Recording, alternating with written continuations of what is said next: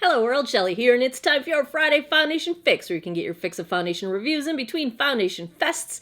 And today I am very excited to try out the new release from Laura Mercier. This is the Flawless Lumiere Radiance Perfecting Foundation. Now, I avoid looking up reviews before I do my own, but I have heard through the grapevine that this one is working really well for dry skin.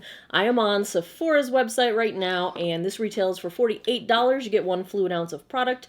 Comes in 30 different shades. I have what is the lightest shade, 1C0 Cameo. This is described as very fair with cool undertones. These tend to run a little bit dark on me to begin with, so this being the lightest shade, we'll see how this one goes in terms of the regular Laura Mercier line of foundations. This is described as a luminous liquid foundation with up to 15 hours of hydration and weightless medium to full coverage for a perfectly glowing finish in any light. Finish is radiant, normal, dry, combo, and oily, all listed as skin types that this is appropriate for. Super crystal clear pearl features a super fine texture with a flawless flat surface for a light reflecting effect without a chalky look. Silver ear mushroom extract diminishes the appearance of fine lines and wrinkles. Vitamin C helps reveal brighter, clearer, more even toned skin over time so that even without makeup, skin is more radiant. I like when skincare is in makeup products. It's never going to be enough to replace your regular skincare routine, but the way I think of it, it can't hurt. 15 hours of moisturization, smooths and softens the look of skin. Flexible polymers melt into skin and create long-wear comfort. Luminous color, true pigments resist oxidation. All right. This is getting 4.4 out of 5 stars with 444 reviews right now on Sephora's site. 92% of users would recommend it. Let's check out some swatches of this one compared to a few others in my collection. Swatchity swatch. First up is today's foundation, the Laura Mercier Flawless Lumiere in the lightest shade 1C0 Cameo. Next to that, almost identical once it's dried down, is the Estee Lauder Double Wear Stay in Place in 1C1 Cool Bone. Third up, and also very similar, I've got the MAC Studio Sculpt in shade NW15. Fourth is the Lancome Renergy Lift in 160W Ivory. And last up, I've got the Too Faced Born This Way foundation in shade Snow. I've already cleansed, moisturized, and sunscreened my face. I have some sunspots I like to cover up, some large pores, some texture, fine lines that foundation likes to settle into. Those are my dealios. I have dry skin this time of year. I'm normal to dry year-round. I dehydrate very easily, so that is what we are dealing with. I have primed with the Laura Mercier Foundation Primer in Radiance. This is recommended with this foundation, so I figured we might as well try it.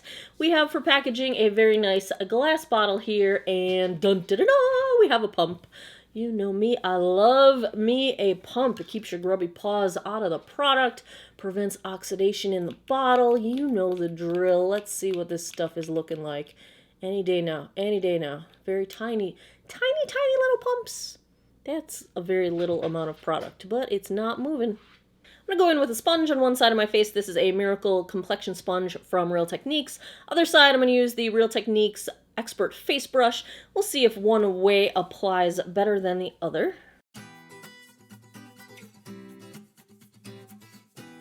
This is blending out very easily. I'm not noticing any discernible scent with the product.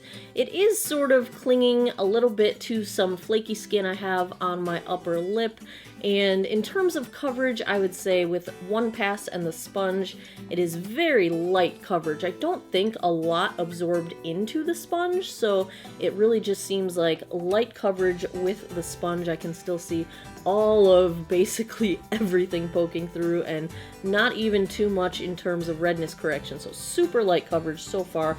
I used all of that 2 pumps, but like I said, the 2 pumps were super, super tiny. This is a really tiny pumper, which I suppose is nice. You can control the amount of product you're getting out, but we're gonna have to try the brush side and see if we get any more coverage. Let's go 2 more little tiny pumps.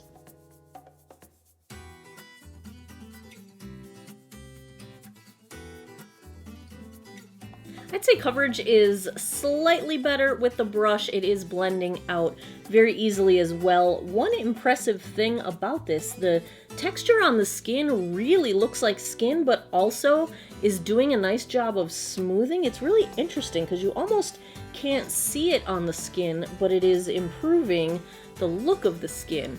Yeah, now I'm looking in the monitor. I think there's definitely better coverage on the brush side versus the sponge side. I mean, you can still see redness on the sponge side.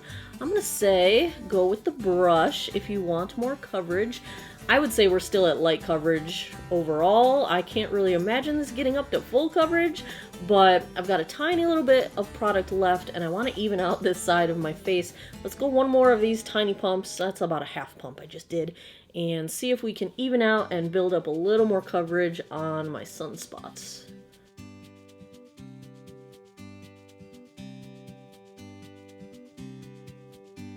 Building this up takes a little bit of effort. The spots where I added more product look a little heavier on the skin, but with more blending and just keep on stippling it in, it does seem to sort of finally blend and melt together, but it does look a little heavier on the skin in the spots where I have 2 layers of product. Maybe it would prefer to be, you know, do it all quicker, don't talk in between, I don't know. I will try that in the future, but so far I think the color match looks pretty good. We'll check this in daylight later on.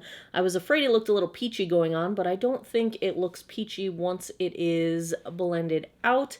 The finish on the skin is not as dewy as I was expecting. It's I would call it a skin-like finish. I don't know if I would go so far as to say it's radiant, because radiance usually implies some dewiness and there's a little bit of glow to it, but I think it's kind of more of a skin-like finish. On the areas where I have deeper lines, like my Meredith Grey wrinkle, I'm starting to get a little bit of settling into those lines.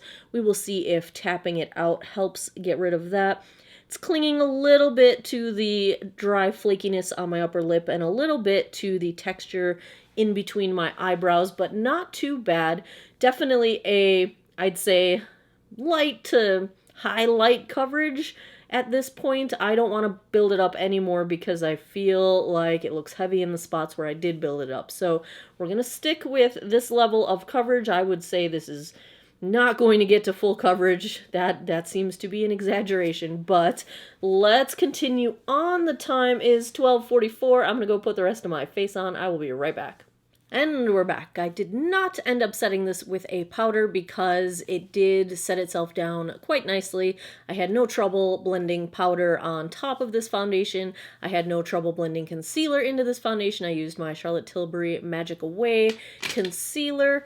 No trouble really with anything. It looks just like the areas where I built it up look a little bit heavier than the areas I didn't build, and there's a little bit of clinging remaining to like my upper lip and the texture between my eyebrows. It did pretty immediately settle into all of my little smile lines and my bigger smile lines and my chin line. I couldn't tap it out with the sponge, so I kind of stippled it out with the brush. That did get the settling to go away, but I think I did lose some coverage around those areas, so fine lines seem to be a little bit of a struggle to begin with, but everything else went well, and I don't see any signs of oxidation yet at this point, so far so good on that front. I think it looks nice, especially at a conversational distance. I think it looks really nice. It's less dewy than I expected, but I think it is a nice skin-like finish on the rest of my face. My blush bronzer highlight, no surprise here. Bronzer is the Balm Desert. My blush is the Kevyn Aucoin Neo Blush in Pink Sand.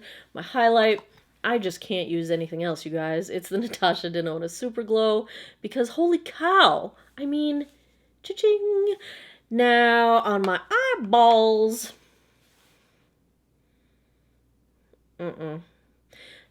look turned out fine. Here's the thing with this palette, you know, the mattes are your typical Too Faced formula, thoroughly enjoy, easily blendable, lovely. The shimmers, like this one on the outer third of my lid here, the shimmers are really hard pressed and really hard to get out of the pan. You basically can't apply them with a brush. You need to use your fingers, and even then, the payoff's not that great. The glitters, especially this one, gorgeous colors. This one too is amazing colors. Tons of glitter fallout. If you're not using it with a glitter glue, you might as well not. I've got glitter all over my face. So I've used this a few times. I don't recommend it. It's okay. Whatever. I don't recommend it. I have, however, fallen in massive love with the Kevyn Aucoin Expert Mascara. Oh, this one, I liked it the first time I tried it, but after it was open for about a week, you know how some mascaras just get like magic after they've had about a week's worth of air in there? I'm in love. This one might become my new favorite. That's what we got going on. My lip is Milani Amore Shine in Charming. I will be back in a bit with a daylight check-in. I'll come back at the end of the night with my final thoughts. Hey guys, it has been about 5 hours now, and we are looking at sunset lighting, so the lighting is a little bit warm toned, but color match I think is okay. This might be, is it a smidge dark? No, maybe not. It's not a perfect undertone match for me, but I think lightness to darkness, it's okay. Maybe leaning, maybe a smidge too dark for me, but if this being the lightest shade, if you are paler than I am, you might not find a match here. But overall, at about the 5 hour mark, what I'm thinking is I'm starting to see just a lot of texture, and my pores are really becoming visible, and it's just not as smoothing as I would like. The texture on my forehead is becoming obvious, and I just feel kind of texture-y, and that's a bummer. It's a little bit more luminous than it was earlier today, but I still wouldn't call this dewy. Like, look at my forehead. I have no highlight there, and it's not flat, but it's not, I wouldn't call this dewy at all, but that highlight's popping. I love my Natasha Denona. But yeah, I'm not as in love with this as I hoped I would be. I'm also not feeling very hydrated. I know this said it was a hydrating formula. I'm not feeling dry yet, but I'm starting to see little drag lines, like the little micro drag lines I get when I start to get dehydrated. So I don't know. What do you guys think? Here we go. 5 hours. I will be back tonight with my final thoughts. 10:33 p.m. That puts us, I think, at like the 9.5 hour mark. I will put on the screen if I'm wrong, because I can't remember what time we started. Let's see how the Laura Mercier Flawless Lumiere held up. Okay, let's take a look. Chin, broken down. Movement lines, it's bunching up along all of them. Upper lip has just globs of bunched up foundation on it. Wearing away on my nose. Beginnings of polka dot pores on the nose. Blush, bronzer, highlight are still intact. Please ignore the glitter all over my face. Thank you very much, Too Faced. But the areas under, like on my cheeks where I had applied where I had attempted to build up the foundation, it looks very heavy and it's starting to break apart and get cakey. All of the movement lines between my eyebrows are broken apart. Forehead still looks okay, but it usually survives the best out of all of my face, so not holding up great at the 9 hour mark. I mean, this is kind of like what I would call the breakdown of an average wear foundation. To me, average is an 8 hour wear foundation.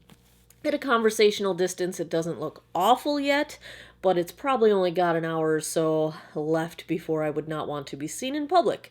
So where does that leave us? How about the claims of hydration?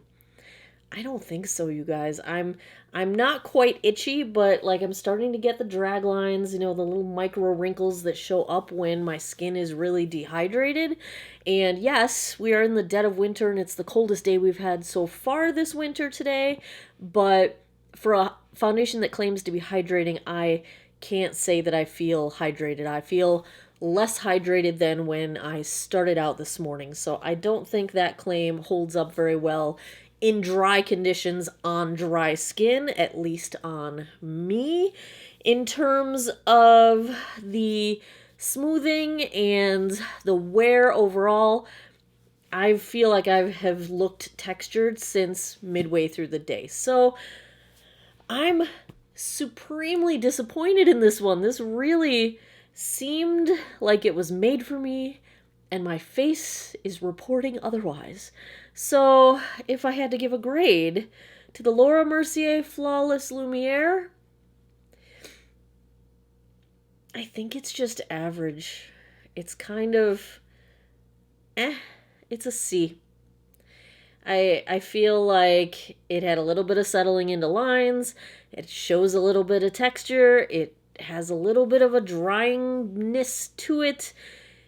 It's it looks okay. It doesn't look great. It's average. I'm really, really bummed out about this.